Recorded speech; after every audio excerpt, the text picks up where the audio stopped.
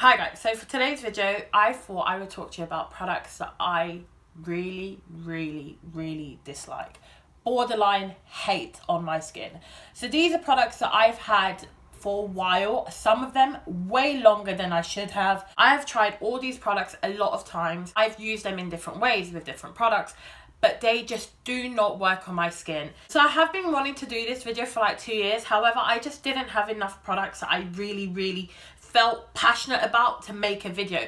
There's products that I use that I'm just like, it is what it is. You're a brow powder or your brow gel that I don't love, but I'll still use you because I'm gonna get use out of you. But these products I just can't even use. So today's products are products that I just don't like. They don't work for my skin, and yeah, nothing else to say except let's get started. So the first product is this one here. This is the ColourPop No Filter Concealer. So I've had this for about 10 months maybe, and I don't like it.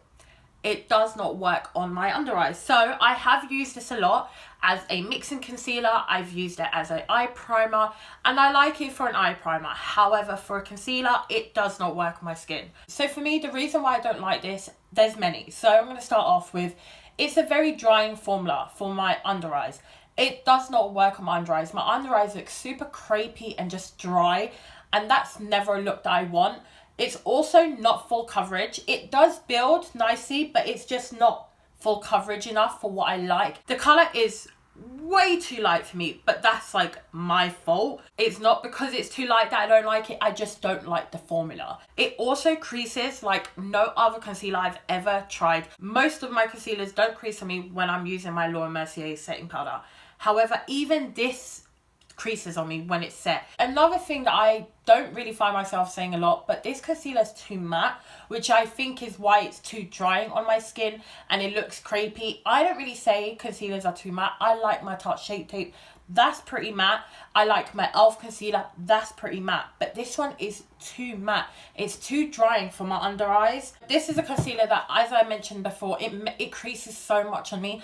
And I don't have a lot of fine lines under my eyes for concealer to crease like that. I have like this one right here and this one right here. So I have one. However, when I was wearing this, whether I was setting it or not setting it, it would crease on me like I had like 1,000 fine lines under my under eyes, and no other concealer does that. It just looks so bad on me. I can't even explain to you. So yeah, this one is a no for me. So the next product is this. This is the Essence Coverage Full Coverage Concealer. I've had this in my collection for 2 years probably, and I've been wanting to do this video because I wanted to talk about this product and another Essence product, but I just didn't have enough products to make a whole video about it. So now I do. I want to tell you about this concealer here. I don't have enough time to tell you how much I hate this concealer. So even though this says full coverage, I would say this is borderline just medium coverage when you build it. Building it and blending it out is nice. I really like how it builds. I really like how it blends. However, it is so cakey looking on my under eyes, and it clings to dry patches, which I don't really have. I don't have a lot of like dry patches on my under eye. However, it clings to every little texture I have there. Everyone has texture on their skin, some more than others. So I do want to mention that this was £1.50. It has now been discontinued and been taken off the shelves.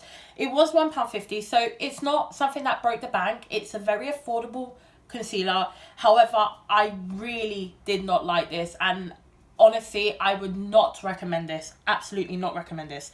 They have actually replaced this with another Essence Camouflage Matte Concealer, which is now £2.80. I don't know the formula of that one, so I don't know if it's better or worse than this one. To me, this is probably a product that I will probably throw just because I think it is expired and I don't really want to give my friend an expired makeup. So another Essence product is this. This is the Essence Brighten Up Banana Powder. So I have had this for way too long as well. I bought this and this at the same time. I bought this because of Dramatic Mac, who's Ashleen, an Irish YouTuber who I love and watch all her videos. She's got oily skin as well. So I bought this on her recommendation. She says it's really nice to set your under eyes. However, on my skin, it looks so cakey. It's actually like a joke.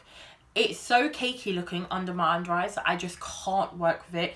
It does not look smooth at all. It literally like makes any of my usual concealers look so bad. It settles into my creases and it makes them much more noticeable. This was a very hyped up product on YouTube a couple years ago and I don't get it personally. And I know makeup works differently on other people, so for me this is a dud. I would not recommend it, and yeah, I just absolutely hate this powder. I can't make it work at all. So the next concealer is this one here. This is the Flower Concealer. It's definitely not full coverage. You do have to build it up. I would say you get like a solid medium coverage. You won't get any more. It does build really nicely. However, I would find that the formula is just so thin. It creases so much on me. Like, it really creases on me. And even when I set it with my Laura Mercier powder, it creases too much on me. I think the formula is just too thin for my under eyes and what I like. I would say this has more of like a dewy finish rather than a matte finish. So this concealer I have used a lot. I've used it with my Tarte Shape Tape and my Jouer. I have really put this to the test, as I have with the other products. At first I was like, oh, this is a really good concealer to mix in. But when I really noticed my under eyes, I just noticed that my under eyes looked so much more crease than they usually do, and that is definitely because of this concealer. The colour is actually a really good colour for me, but I hate the doe foot as well. The doe foot is so stiff that I can't deal with the doe foot. So another concealer that reminds me a lot of the Flower Beauty concealer is the Maybelline Fit Me concealer and the PS My Perfect Colour liquid concealer. These two concealers are super similar in my opinion, and I don't like them. So I've had the Maybelline Fit Me for ages and I used to really like it, but I think that's because like I didn't really know what I liked in concealers until I found my Tarte Shape Tape, and then until I found my Jouer one. And that's when I kind of was like, yeah, I actually like this formula better. I like it when it's more coverage. I like it when it's a bit more of a thicker formula. I like when it's a bit more matte. I would say that the formula for these two are very similar. It's too thin for what I like. It isn't full coverage enough. It doesn't get to like full coverage. It gets to like medium, and then that's it. That's the coverage that you can get. These three are very similar in the sense that they're all very creamy and thin, and they crease a lot, which I think is because it's such a creamy formula. And I think that's why when I set it with powder, it still creases on me. It just doesn't work on my skin. Another thing that I want to say is actually when my oils start coming through with these two concealers, the concealer separates whether I set it or not, which I just think is another point, that it's because it's too creamy and it's too much of a thin formula for my under eyes and my oil. And that's fine, you know, not every concealer is for everyone. I know a lot of people like the Maybelline Fit Me. I just don't, and it just does not work for me. So another powder is the Hourglass powder. I got this as a sample and I really thought I was going to like this. So this is called the Hourglass Veil Translucent Setting Powder. I don't like this at all. It is marketed, if I'm not mistaken, as a powder for dry skin. So I do take that into account. I have oily skin. I didn't expect it to hold up my oils like my other setting powders. So yeah, it's not a long wearing powder, which I'm fine with. I kind of expected. However, it lasted about 3 to 4 hours. And then once that was over, my makeup was off. Like literally slid off my face because it wasn't holding up any of my oils. I had to use a lot of this to make it work a little bit. It just isn't a powder that works for my skin type, and that's fine. It's not a powder that I think is aimed for my skin type anyways. However, I just wanted to mention it because if you did want to buy it and you have oily skin, do not expect this to make your makeup last longer or to try and hold back any oils. So yeah, I think the only reason I didn't really like it and it just didn't work on my skin is because I have oily skin. It is a very finely milded powder. It's a very smooth powder. I really like the texture of it. It glides on texture really nicely. I would say this is just not suited for people that have oily skin. I would say it's better suited for people that have dry skin. I am going to give it to a friend who has dry skin and see how she likes it. Another Hourglass product. So this is the number 28 primer. I don't know why she gave me a sample of this primer. So this is a sample. I've got 2 samples here and it looks like I haven't used a lot, but I have. This is like a serum oil primer. I don't know why she would give me a serum oil primer. This is not for oily skin. No way is this for oily skin. It is such an oily and greasy primer.